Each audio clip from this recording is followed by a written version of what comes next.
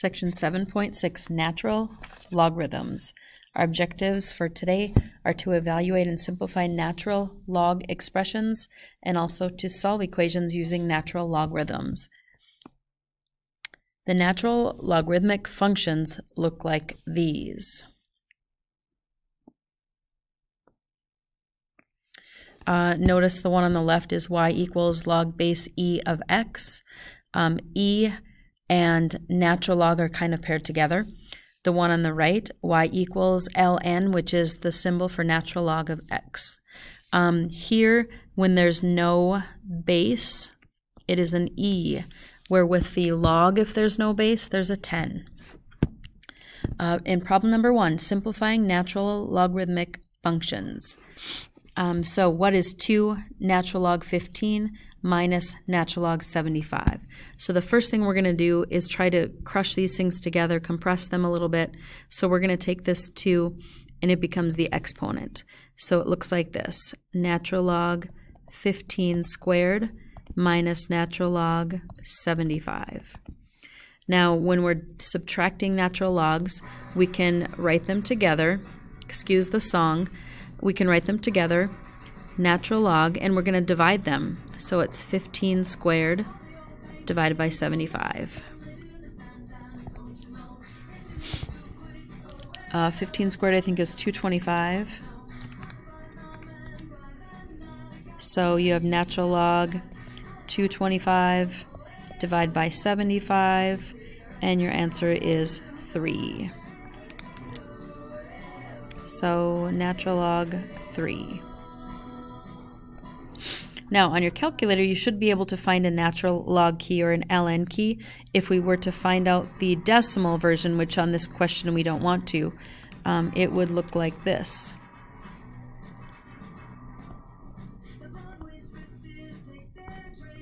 So if calc is needed, you're going to do 1.0986. Go 4 decimal places there as well. This one stops at natural log 3. Now if you'd like to try the got it questions, you can pause here. What is each expression written in as a single natural log? So with this one, the key symbol is plus. Excuse me. The 2 becomes the exponent, so it's natural log of 7 plus the natural log of 5 squared. Since we're adding them, we're going to multiply the parts. So we get 7 times 25, and the answer is the natural log of 175. All we're trying to do is simplify them a little bit so we don't need to go to decimals on these. For part B, the 3 becomes the exponent here, the 2 becomes the exponent there, and we are subtracting, so that's a key symbol there as well. So it's natural log x cubed minus natural log 2x squared. And notice it's the whole, it's this whole term that gets squared, not just the x. Since we're subtracting, we're going to divide the parts. So we get x cubed over 2x squared. We'll simplify a bit here.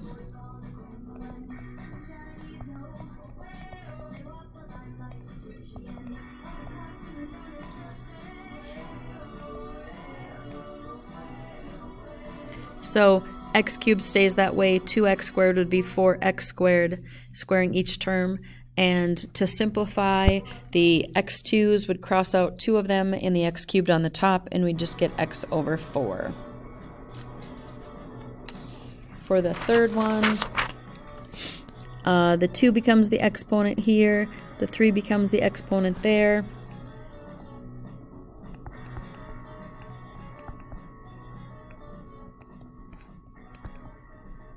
I think that's the longest song ever. And then we have positives, so we're going to multiply each of these terms together. So it's natural log x cubed y squared times 5. It just looks better when the numbers first, so I'm just going to rearrange them a bit. So 5x cubed y squared. Problem number 2. solving a natural log equation. So what are the solutions here? So the first thing I notice is that there's natural log on one side, not on the other. The base of the natural log is an e, and that's going to get swung to the right. So it looks like x minus 3 squared equals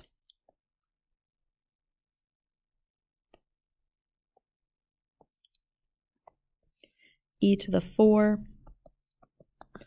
We're going to square root both sides. Remember, when we square root, it becomes plus or minus on the right. If we have 4 e's and we're square rooting, we can take 2 out. And then I'm going to add 3.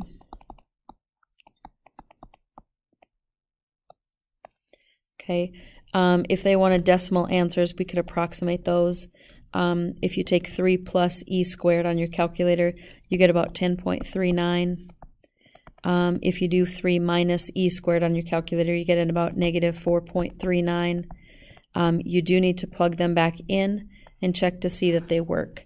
So here, when we plug in the 10.4 minus 3 is going to be a positive number, especially when you square it, so you should be okay there. Check to make sure it's about 4, and also put in the negative 4.4 minus 3 when you square it would be a positive number as well.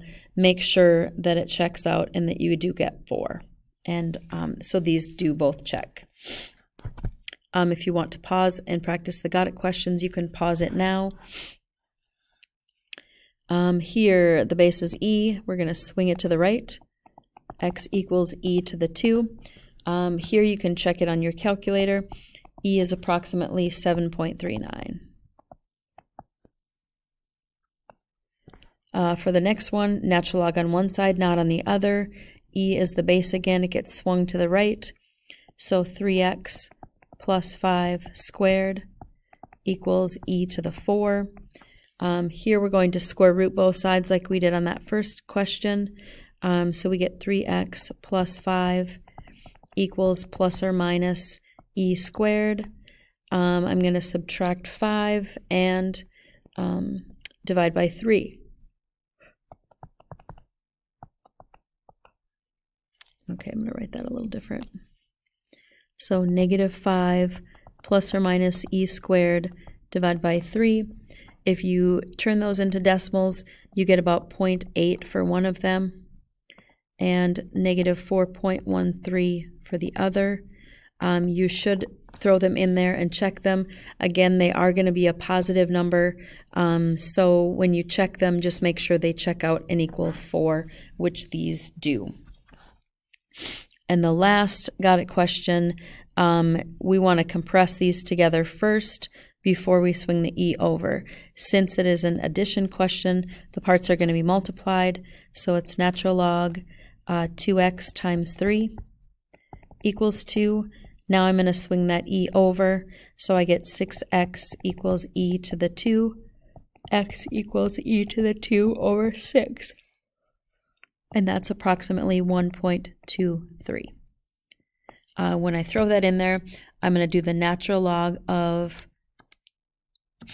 2 times 1.23 plus the natural log of 3. When you put that in there, you get about 1.9988, which is pretty darn close to 2. And again, it's not going to be exactly 2 because we rounded on that last step. As long as it's close, it will be fine. Problem number 3, solving exponential equations. What is the solution of 4e to the 2x plus 2 minus 16? So first step, subtract 2.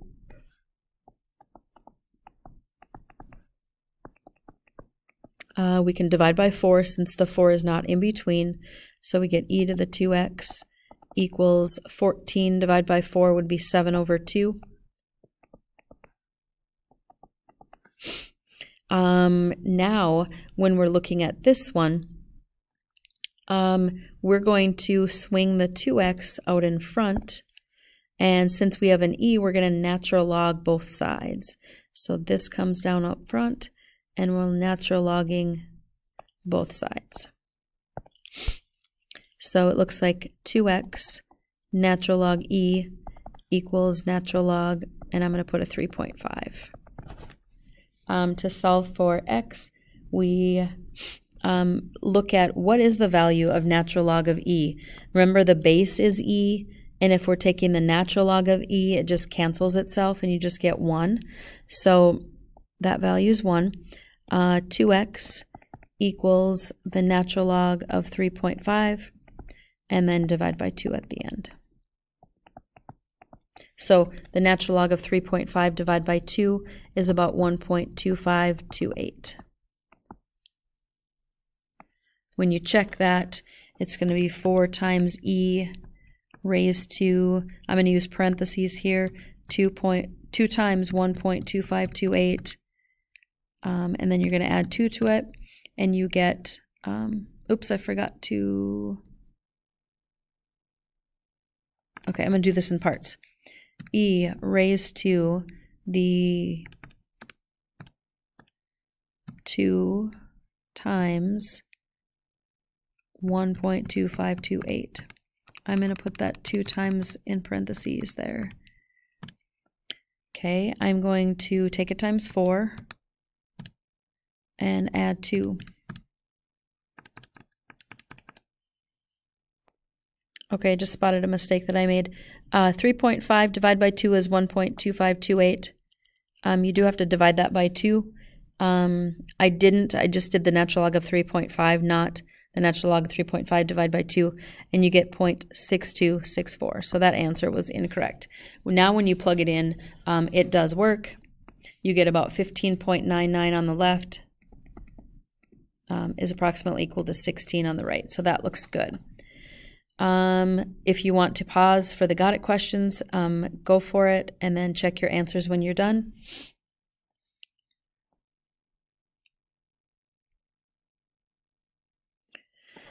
Here we have e on one side, nothing on the left. So in order to get rid of it, we are going to natural log both sides, and we're going to move the x minus 2 in the front. So it looks like x minus 2 natural log e equals natural log 12. Remember that natural log of e is 1, so you're just left with x minus 2 excuse me, equals natural log of 12. I'm going to add 2 to both sides and approximate my answer. So about 4.48. If you put that back in, it does check out. E raised to, I'm putting this in parentheses, 4.48 minus 2, which is 11.94, which is approximately 12. For the second one, the 2 is on the outside.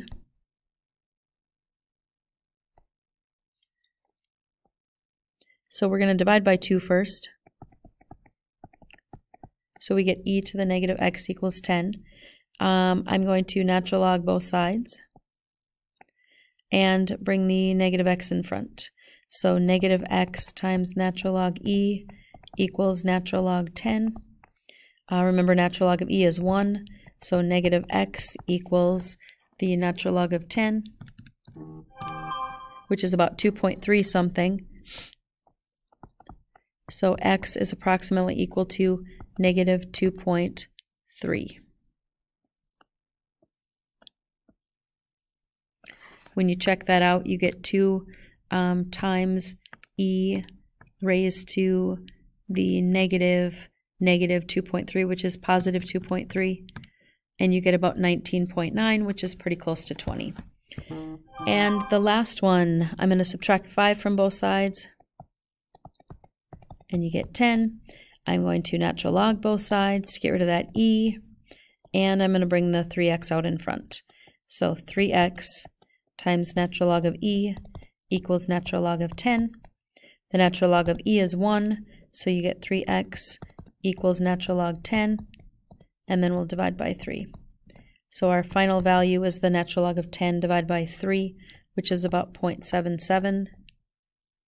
If we plug that in, we get e raised to the 3 times 0.77. I have that in parentheses. I'm going to hit equals and add 5, and I get about 15.07 equals 15, so it does check out. Last question. A spacecraft can attain a stable orbit 300 kilometers above Earth if it reaches a velocity of 7.7 kilometers per second. Its formula is as follows. We need this. And it tells us the values that they want us to plug in. R is 25, C is 2.8, and T is 100.